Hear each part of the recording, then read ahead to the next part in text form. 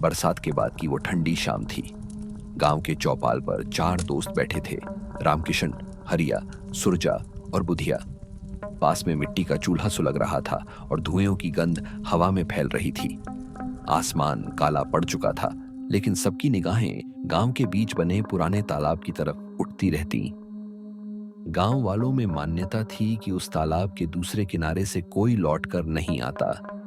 रामकिशन ने बीड़ी का कश खींचते हुए कहा, सुना है कल रात फिर से तालाब के पास से उसी औरत की चीखें सुनाई दी थी। हरिया ने कांपती आवाज में बोला, हाँ, मेरे चाचा के बेटे ने भी सुना है। बोला कोई औरत पानी में उतरती दिखी थी।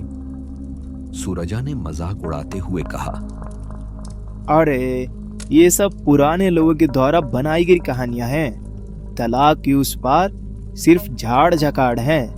हवा चलती है तो उन्हीं झाड़ झकाड़ की आवाजें आती हैं। तुम लोग डरपोक हो।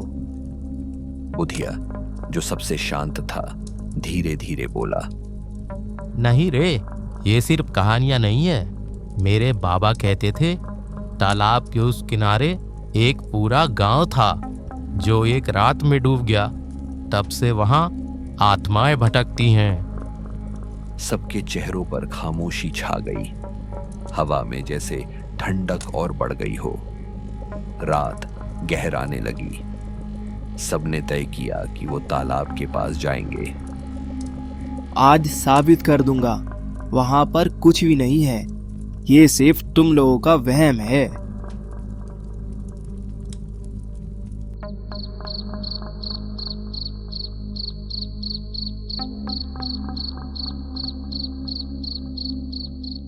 चारों जब रात होते ही तालाब पर पहुंचे तो जगह काफी डरावनी लग रही थी और मेंढकों की टर टर और झिंगुरों की आवाजें माहौल को और डरावना बना रही थीं।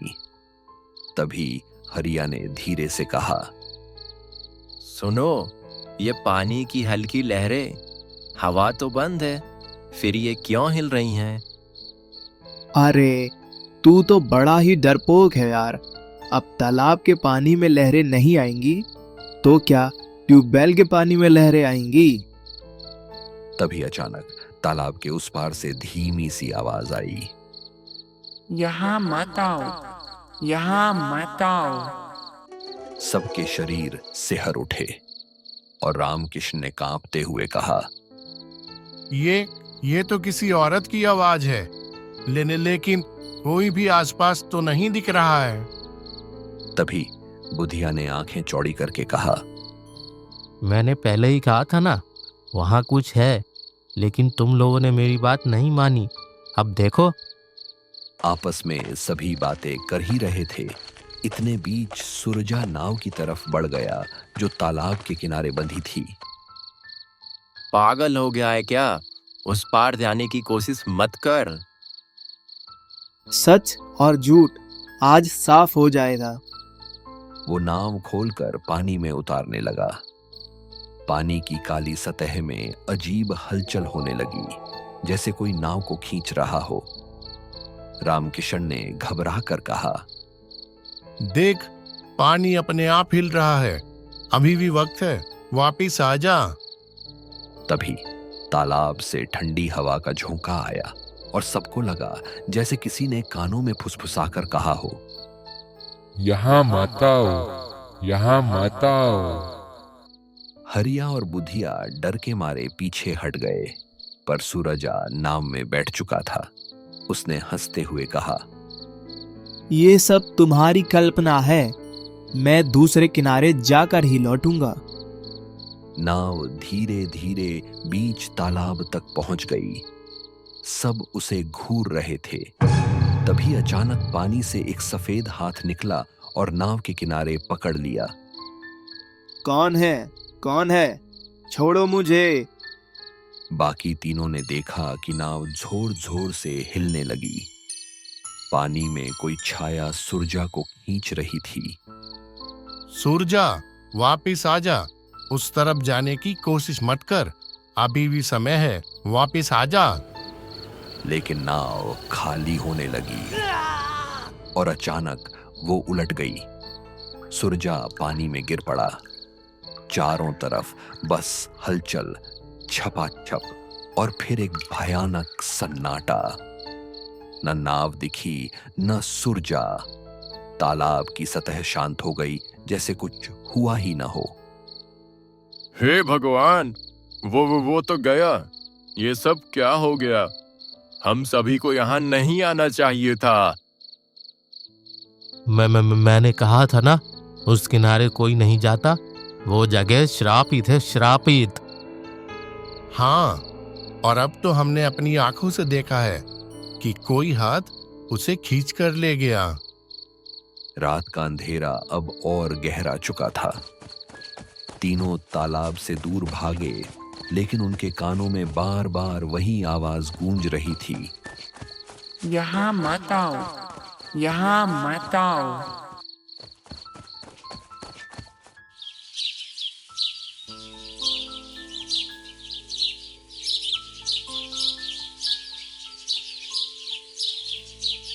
अगली सुबह गांव में हलचल मची हुई थी। रामकिशन, हरिया और बुधिया रात भर कांपते हुए चौपाल तक पहुंचे थे।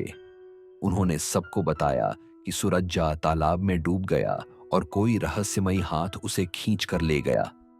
गांव के बुजुर्ग पंडित मथुरा दास ने गंभीर चेहरा बनाकर कहा, मैंने पहले ही चेतावनी दी थी, उस पार मौत है, आत्माएं हैं। इतना सब पता होने के बाद भी तुम सभी लोग वहां पर क्यों गए? सूरज अब लौटकर नहीं आएगा।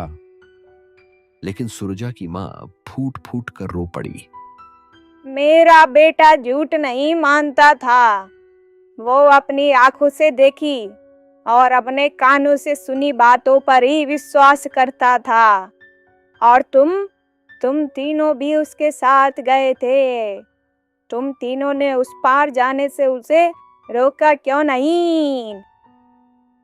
अम्मा, हमने कोशिश की थी, लेकिन वो जिद कर बैठा और उस तरफ चला गया। उसने हमारी एक बात भी नहीं सुनी। गांव में खामोशी और डर का माहौल फैल गया। बच्चों को तालाब के पास जाने से मना कर दिया गया, लेकिन तीनों दोस्तों के दिल में चैन नहीं था। रात में जब वो आपस में बैठे तो हरिया बोला, मुझे अब भी कानों में वो औरत की आवाज सुनाई देती है। क्या सचमुच वहां कोई है? मेरे बाबा बताते थे, वहाँ कुछ साल पहले तालाब के उस पार एक पूरा गांव था। कुछ दिनों तक वहाँ पर लगातार बारिश हुई। लगातार बारिश होने के कारण पानी वहाँ पर इतना बढ़ गया कि पूरा गांव डूब गया। लोग कहते हैं उस गांव की औरतें, बच्चे, बूढ़े सभी वहीं मारे गए और उनकी आत्माएं कभी शांति नहीं पा सकीं। अगर ये सच है तो सुरजा को भी उन्होंने ही खींचा होगा।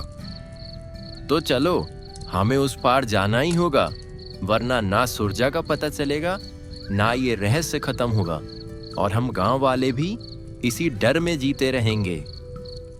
तीनों ने तय किया कि इस बार वे मशाल लेकर रात में तालाब पार करेंगे। रात गहरी हो चुकी थी। आकाश में बादल छाए थे और दूर बिजली चमक रही थी। तीनों ने नाव में बैठकर मशाल जलाई और तालाब की ओर बढ़े। नाव पानी पर डगमगा रही थी। तभी हरिया ने कहा, सुन रहे हो? फिर वही आवाज, बचाओ, हमें बचाओ। ये आवाज सचमुच है, हवा नहीं है। जैसे जैसे नाव दूसरे किनारे के पास पहुंची, ठंडी हवा और तेज हो गई। वह उस गांव में पहुंचे। मिट्टी की जर्जर दीवारें, टूटी छप्पर और हर जगह कीचड़। तो यही है वो डूबा हुआ गांव, जिसके डूब जाने के बाद सभी गांव इस गांव से डरने लगे। अचानक एक औरत की परछाई दिखी। उसका चेहरा सफेद था, बाल बिखरे हुए और आंखें लाल। उसने धीमे स्वर में कहा, क्यों आए हो यहाँ? यहाँ जो भी आता है वो वापस लौट कर नहीं जाता। हाँ, हम अपने दोस्त को ढूंढने आए हैं। वो कल रात इसी तालाब में डूब गया था। वो तुम्हारा दोस्त अब हमारा हिस्सा बन चुका है। वो तुम्हें अब वापस नहीं मिलेगा। नहीं, उसे हमें वापस दे दो, वो हमारा दोस्त है। तभी सुरजा दिखाई दिया, लेकिन उसकी आंखें बुझी हुई थीं, चेहरा पीला और होंठ नीले। वह धीमी आवाज में बोला, तुम लोग यहाँ क्यों आए हो? मैं अब लौट नहीं सकता। नहीं सूरजा, तू चल हमारे साथ। तू हमारा दोस्त है, इनका नहीं। लेकिन तभी दर्जनों परछाइयां उभर आईं। औरतें, बच्चे, बूढ़े, सबकी आंखें खाली, कपड़े फटे हुए। वे धीरे धीरे मंत्र जैसी आवाज में बोलने लगे, कोई लौटकर नहीं जाता, कोई लौटकर नहीं जाता। ये तो पूरा गांव है। भाग जाओ, तुम सभी मेरे दोस्त थे, इसीलिए तुम सभी को चेतावनी दे रहा हूँ, वरना तुम सभी भी मेरे जैसे बन जाओगे। लेकिन तुझे कैसे छोड़ दें? तू तो हमारा दोस्त है। तभी सफेद कपड़ों वाली औरत बोली, ये तालाब हमारे खून से बना है। जब तक कोई और आत्मा इसमें नहीं फंसती, हमें शांति नहीं मिलेगी। अब तुम्हारा दोस्त हमें मिल चुका है। अब जाओ, वरना तुम सभी भी मारे जाओगे।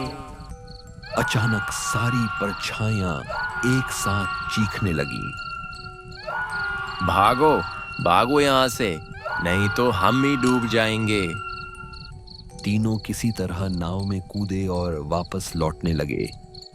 पीछे से सुरजा की आवाज गूंज रही थी, दोस्तों, यहाँ पर अब कभी मत आना, मैं अब तुम्हारे बीच नहीं हूँ।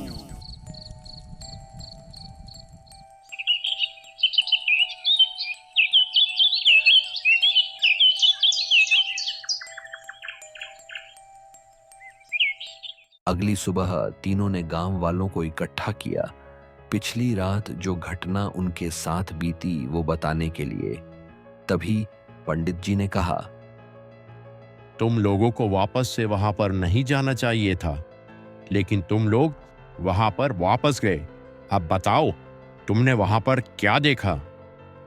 बुधिया ने कांपती आवाज में कहा, सूरजा अब हमारे बीच नहीं है, वो आत्माओं में बदल चुका है, और तालाब का दूसरा किनारा वो मृतकों का गांव है। हम तीनों भी यह देख के बहुत हैरान हैं। इतना सुनते ही गांव वालों में सन्नाटा छा गया। यह सब देखने और सुनने के बाद गांव वालों ने उस तालाब के पास जाना ही छोड़ दिया। लेकिन आज भी जब कोई अकेला उस तालाब के पास जाता है तो उसे हल्की सी आवाज सुनाई देती है, यहाँ मत आओ, यहाँ मत आओ। और दूर तालाब के दूसरे किनारे पर आज भी सुरजा की धुंधली परछाई खड़ी मिलती है।